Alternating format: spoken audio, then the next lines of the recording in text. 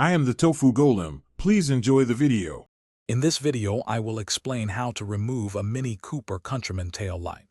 First, ensure you have a T20 Torx driver and a trim removal tool ready. Next, open your vehicle's rear hatch to gain full access to the tail light assembly. You'll then need to locate the two T20 Torx screws that secure the tail light. Carefully remove these screws to begin the process. With the screws removed, gently pull the entire tail light assembly straight away from the vehicle's body.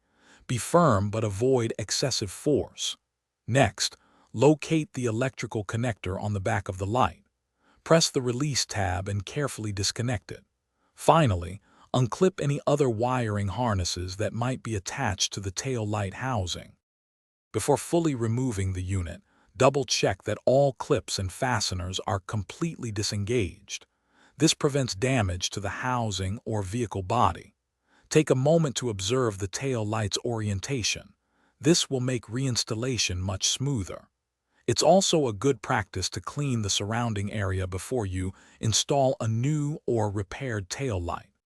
To reinstall, align the new or repaired tail light with its mounting points and gently push it firmly into position until it seats correctly. Reconnect the electrical connector, ensuring it clicks securely into place.